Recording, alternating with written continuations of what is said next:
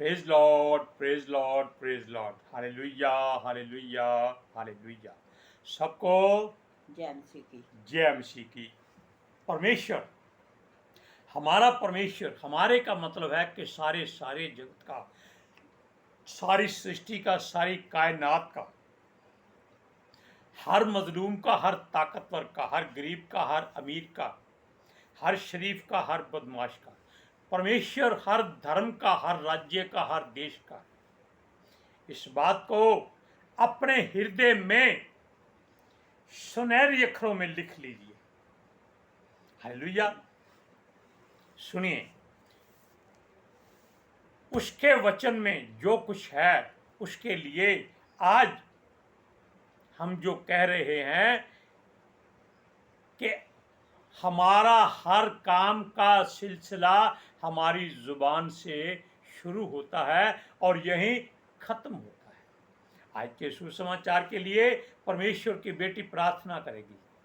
सबको जय मसीह की। परमेश्वर आप सबके साथ हैं और आप सबसे बहुत प्रेम करता है। Hallelujah, hallelujah. महान परमेश्वर, सर्वशक्तिमान ईश्वर, जमीन आसमान दे मालिक ते खालिक, ਤੁਹਾਡਾ ਧੰਨਵਾਦ, ਤੁਹਾਡਾ ਸ਼ੁਕਰ ਕਰਦੇ स्वामी ਅੱਜ ਦੇ ਸੁੰਦਰ ਦਿਨ ਲਈ, ਸੁੰਦਰ ਸਮੇਂ ਲਈ, ਸੁੰਦਰ ਸੁਭਾ ਲਈ ਪਿਤਾ ਜੀ, ਜੋ ਸਾਡੀਆਂ ਜ਼ਿੰਦਗੀਆਂ 'ਚ ਬਖਸ਼ੀ ਪ੍ਰਭੂ, ਖੁਸ਼ੀਆਂ ਤੇ ਆਨੰਦ ਦਾ ਦਿਨ ਬਖਸ਼ਿਆ, ਤੰਦਰੁਸਤੀ ਦਿੱਤੀ ਪਿਤਾ ਜੀ, ਔਰ ਆਪਣੇ ਕਦਮਾਂ 'ਚ ਬੈਠਣ ਲਈ ਆਪਣਾ ਫਜ਼ਲ ਬਖਸ਼ਿਆ ਪ੍ਰਭੂ। ਇਹ ਸਭ ਤੁਹਾਡੀ ਦਇਆ, ਤੁਹਾਡੀ ਕਿਰਪਾ ਮੇਰੇ ਪਿਤਾ ਪਰਮੇਸ਼ਵਰ। ਤੁਹਾਡੀ ਬੇਟੀ ਹਿਰਦੇ ਤੋਂ ਤੁਹਾਡਾ ਧੰਨਵਾਦ, ਤੁਹਾਡਾ ਸ਼ੁਕਰ ਕਰਦੀ स्वामी। सचमुच खुदा जो सेवा बख्शी प्रभु, हर रोज़ वचन देंदे हैं प्रचार करना, उस लिए भी तुहाडा धन्नवाद, तुहाडा शुक्र करते हैं। बेनती करदी पिता जी, हुण तुसीं अपने वचन के अनुसार साडे विचकार आओ और वचन पढ़ने प्रचार करने साडा मूँह बन के बोलो पिता जी, ताकि तुहाडा दिता वचन तुहाडी इच्छा के मुताबिक मेरे पिता परमेश्वर दुनिया की शोर तक पहुँचे। तुहाडा धन्नवाद, तुहाडा शुक्र करते हैं प्रार्थना सुनने लई। प्रार्थना प्रभु जीसस के समर्थी के पवित्र नाम विच मंगदे हैं, आमीन, आमीन। सुनिए, असल में बात यह है कि वचन के अनुसार पवित्र शास्त्र में लिखा है कि वचन दूर नहीं, हमारे मुंह में है, हमारी जुबान पर है, हमारे हृदय में है, हमारी सोच में है, हमारे एहसास में है। हालेलुया। और वचन जीवन है, वचन सच्चाई है, वचन ही रास्ता है, मार्ग है। जीवन की रोटी वचन है। सुनिए, परमेश्वर अपनी दयानतदारी, वफादारी और परोपकारी में सबसे अव्वल है। उसके अलावा ना तो कोई परोपकार करता है, ना कोई दया करता है और ना कोई वफादारी करता है। जो हम चाहते हैं, सोचते हैं, बोलते हैं, करते हैं, वो उसके अनुसार हमको फल दे देता है। हालेलुया। क्योंकि एक गीत में कहते हैं, कर्म की इच्छा मत कर, नहीं, गाना उल्टा हो गया, फल की इच्छा मत कर, कर्म किए जा। क्यों कहा उसने? इसलिए कहा कि जो हम अपनी मर्जी करते हैं हमें उसी का फल मिलता है और उसी तरह से ही हमें एडजस्ट होना पड़ता है। आज की बात थोड़ी सी गहरी है, जरा ध्यान से सुनिएगा। वो जो करता है बेशक अलग करता है, लेकिन सबसे उत्तम करता है, सबके लिए बेहतर करता है। सृष्टि में वो सबसे ही खुद भी उत्तम है। हालेलुया। जिसका कोई ना तो तोड़ है ना कोई जवाब है। हालेलुया।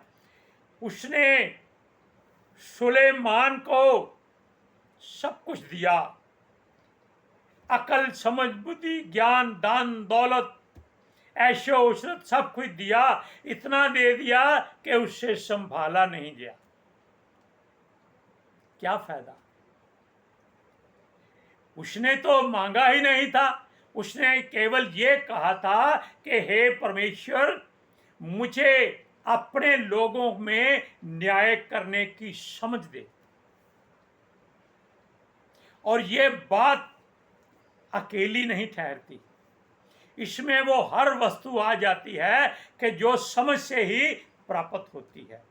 धन दौलत समझ से कमाया जा सकता है, जीवन की दुखों और मुसीबतों को समझ से दूर किया जा सकता है, बीमारियों का इलाज दवाइयों से नहीं समझ से होता है कि कौन सी दवाई देनी है। सुनिए, जब उसे नहीं संभाला गया तो उसके हिस्से का 10 भाग, यानी कि मान लो सुलेमान के पास 12 राज्य थे, 10 राज्य परमेश्वर ने उससे छीनकर उसके एक कर्मचारी को दे दिए कि जाओ, तुमसे ये नहीं संभल सकता, किसी और को संभाल दो। हालेलुया। क्योंकि वो पैसे को, सोने चांदी को मिट्टी के भाव रोलने लगा था। आप जानते हैं कि संसार का सबसे धनी कुबेर नहीं, सुलेमान था, जिसको 666 टन सोना हर साल लोग दान देते थे। और ये निशान शैतान का निशान है, इसलिए उससे संभला नहीं गया। सुनिए, यह तो शारीरिक और संसारिक धन था, मगर शमशोन को जो दिया था वो आत्मिक धन था। उसके पास शारीरिक धन नहीं था। सूरज प्रमाणिक कहता है कि वो कोई बहुत लंबा चौड़ा इंसान नहीं था कि जैसे दारा सिंह हो या बड़े बड़े दैंत हो या गोलियत था, ऐसा नहीं था। वो एक साधारण मनुष्य था, लेकिन जब उस पर आत्मिकता उतरती थी, परमेश्वर का आत्मा बल से उतरता था, तब उसमें इतनी ताकत आ जाती थी कि वो हजारों मनुष्यों को बिना हथियार के मार डालता था। हालेलुया। लेकिन उससे भी ये बात नहीं संभल हुई। क्यों? उसने इस पवित्रताई को व्यभिचार में उड़ा दिया। हुआ क्या? अंत में जब जैसे सुलेमान से छीना गया, वैसे इससे भी परमेश्वर ने इसी के मुख की जुबान से गलती से छीन लिया। इसने अपना राज बता दिया। हालेलुया। और इसको उन्होंने अंधा कर दिया। जब ये मरने के करीब था, इसने हजारों लोगों को मारा, लेकिन ये अंधा मरा था। हालेलुया। क्योंकि परमेश्वर देखता है कि जिसके पास बहुत है उसको दिया जाएगा, जिसके पास नहीं है उससे जो उसके पास है वो भी ले लिया जाएगा। इनके पास ऐसी कोई बात थी नहीं, इसलिए परमेश्वर ने इनसे ये सब छीन लिया। सुनिए, अब ये बात आ गई कि ये परमेश्वर के मंदिर को गंदा करते हैं। परमेश्वर का मंदिर कौन है? हम मनुष्य। लेकिन वो मंदिर है जो परमेश्वर के वचन को अपने हृदय में जगह देते। सुनिए, शमशोन की आंखें निकाल ली गई। अब हम बताते हैं राजा दाऊद, जो उस सुलेमान का पिता था, मरते वक्त बुराई में फंस गया। जुबान की बात करते हैं हम। क्यों? एक बार राजा कहीं जा रहा था तो रास्ते में एक बिन्यामीनी पुरुष ने राजा दाऊद को कुत्ता कहा था कि तू कुत्ता है, तुझे श्राप पड़े, तुझे यहोवा श्रापित रखे, तुझे ये करे, तुझे वो करे। दाऊद ने उसे कुछ नहीं कहा। उसके सेनापति ने कहा था कि राजा हुक्म कर, मैं इसका सर काट देता हूं। कहता नहीं, इसको अगर परमेश्वर ने कहा है तो इसको बोलने दे, हो सकता है इसी में भलाई भी हो सकती है। हालेलुया। अब ऐसी बात जो हो चुकी है, सुनिए, क्योंकि राजा के मन में उसके प्रति घृणा नहीं गई थी, नफरत नहीं गई थी, वैर नहीं गया था। जबकि परमेश्वर कहता है कि पलटा मैं लूंगा।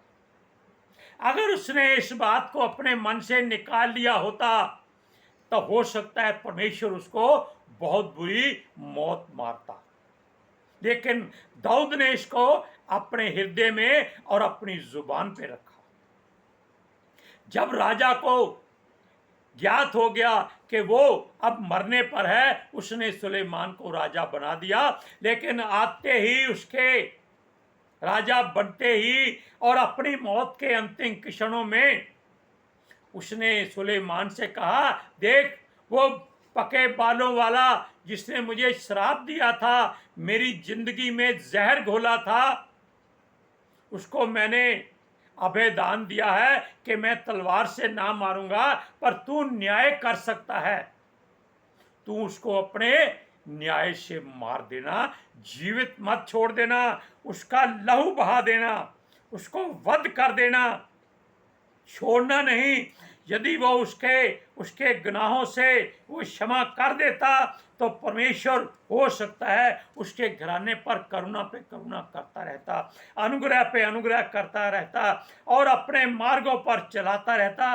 तब पता चलता यहोवा की बात मानकर पाप खत्म हो जाते हैं और मनुष्य दूसरों को क्षमा करने के लायक हो जाता है। लेकिन पहले आप वचन को पढ़िए, पहला राजा 2 अध्याय उसका 8वां और 9वां वचन। फिर सुन, मेरे पास बिन्यामीन गेरा का पुत्र बहुरीमी शिमी रहता है। जिस दिन मैं महनेब को उसको जाना था, उस दिन उसने मुझसे सच्चाई से कड़ाई के शाप दिया था। पर जब वह मेरी भेंट के लिए जर्दन को आया, तब मैंने उससे यहोवा की जे शपथ खाई कि मैं तुझे तलवार से ना मार डालूंगा, परंतु अब तुम इस निर्दोष को ना ठहराना। तू तो बुद्धिमान पुरुष है, तुझे मालूम होगा कि उसके साथ क्या करना चाहिए, और उस पक्के वाले बाल का लहू बहाकर उसे अधोलोक से उतार दे। राजा ने सुलेमान से भी आते ही पाप करा दिया, खून करवा दिया। अब ये बात अलग अलग होती है, लेकिन जुबान एक है, वचन एक है। अगर किसी की जुबान कट जाए तो ध्यान रखिएगा, वो जुबान दोबारा कभी नहीं जुड़ती। कुछ भी हो जाए, बड़े से बड़े डॉक्टर भी उस जुबान को दोबारा नहीं जोड़ सकते, क्योंकि उसमें एक रसायन होते हैं जिनकी गिनती करोड़ों में होती है। जब वो एक जगह से कट जाते हैं, खत्म हो जाते हैं, तब वो दोबारा वहां नहीं बनते। लेकिन परमेश्वर ने ये जुबान आपको आशीष देने के लिए बनाई है, श्राप देने के लिए नहीं। सुनिए, राजा दाऊद से उसके चमचों अर्थात मुंह लगे कर्मचारियों के द्वारा एक बहुत बड़ा पाप हो गया था। यह भी तब की बात है जब राजा बिस्तर पर पड़ा हुआ था, अपने अंतिम दिन गिन रहा था। Hallelujah, praise Lord. सुनिए, मरना सबको है, ये सब जानते हैं। ये हो नहीं सकता कि जो मनुष्य धरती पर पैदा हो गया है वो मरे ही नहीं। पहले पहल 900 साढ़े 900 साल तक मनुष्य जीवित रहते थे, लेकिन परमेश्वर ने इसी बात को घटाकर 120 किए, 120 से 80 और अब 70 कर दिए। हालेलुया। जो ये पार कर जाता है वो परमेश्वर का धन्यवाद करता है। क्यों? बिना परमेश्वर की मर्जी के आप अपनी उम्र नहीं बढ़ा सकते। आप जानते हैं कि राजा हिजकिया को 15 साल की उम्र परमेश्वर ने दी थी। वैसे मनुष्य अपने जीवन में एक क्षण नहीं बढ़ा सकता। सुनिए, वो लोग बड़े धूर्त नहीं थे, वो वफादार कर्मचारी थे। क्योंकि राजा बूढ़ा था, 80-90 साल की उम्र थी, सारी उम्र युद्ध लड़े थे, अब थक चुका था। पता नहीं उसकी भी कितनी स्त्रियां थी, क्योंकि वचन कहता है कि राजा को स्त्रियों से दूर रहना चाहिए, ये बल घटा देती है। हालेलुया। लेकिन हम यहाँ एक बात बताते हैं कि उन्होंने राजा का बहुत ध्यान रखा, उसको रोज कंबलों रजाइयों में लपेटते थे, लेकिन उसका शरीर फिर भी उम्र के लिहाज से कांपता था, थरथराता था। क्यों? अगर आप इस उम्र में, यानी कि जब आप 70 साल पार कर लें, अगर आप आराम से घर बैठ गए तो समझ लीजिए कि आपने अपने शरीर को लाखों बीमारियों के हाथों में दे दिया। किसान बूढ़ा क्यों नहीं होता था? क्यों? वो कभी आराम से नहीं बैठता था, वो इस उम्र में सबसे ज्यादा काम करता था। आजकल तो सारे किसान फॉरेन कंट्रियों में, यानी कि यीशु के पीछे लगे हुए, पैसा कमाने के लिए। सुनिए, जब उन्होंने देखा कि उनसे कुछ नहीं बनता, तब उन्होंने एक व्यूत लड़ाई, स्कीम बनाई, युक्ति बनाई कि राजा के लिए कोई सुंदर कन्या ढूंढी जाए।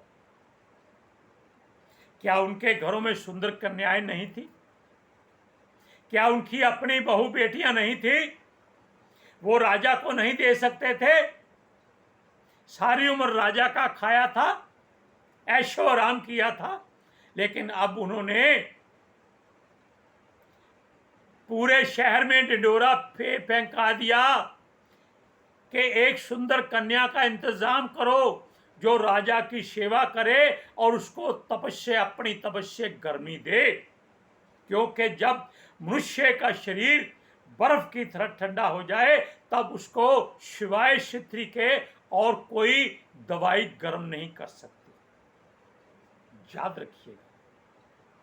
सुनिए, तब उन्होंने, जब राजा का शरीर बहुत बूढ़ा था, उस एक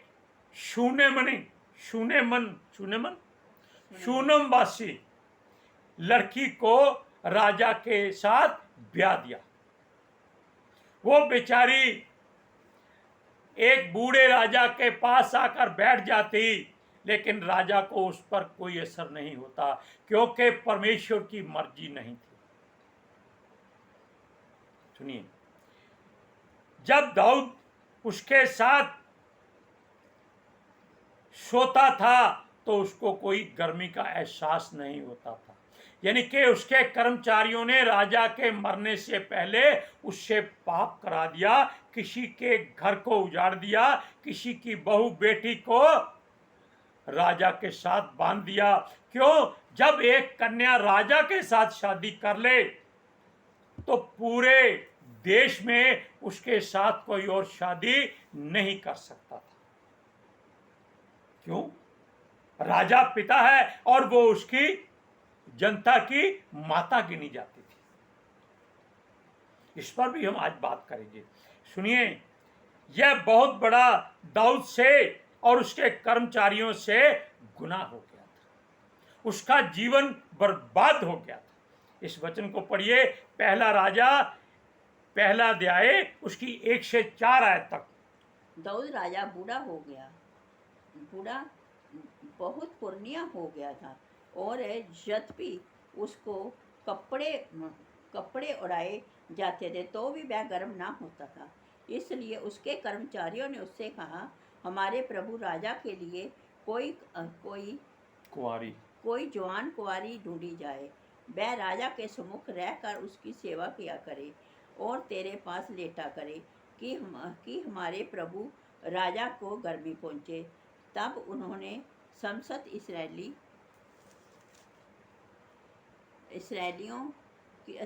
देश में सुंदर कुमारी ढूंढते ढूंढते अबीशग नामक एक सुनेमवासी कन्या को पाया और राजा के पास ले आए। वह बहुत ही सुंदर थी और वह राजा की दासी होकर उसकी सेवा करती रही, परंतु राजा ने उससे सहवास ना किया। राजा ने उससे कोई ऐसी बात नहीं की। इस कारण राजा का थोड़ा पाप कम हो गया, लेकिन उसका जीवन बर्बाद हो गया। अब हम आपको बताते हैं कि राजा की रानी देश की माता होती है। सुनिए, एक बात और उसमें से भी बड़ी है, पाप होने वाला था जब राजा दाऊद का बेटा सुलेमान का बड़ा भाई अदोनिया, जिसने राजद्रोह कर दिया था। राजद्रोह मतलब जैसे आजकल बांग्लादेश में तख्ता पलट हो जाता है। राजा ने सुलेमान को राजा बनाना था, लेकिन अदोनिया जो सुलेमान का रिश्ते में बड़ा भाई था, उसने बगावत कर दी कि वो राजा है।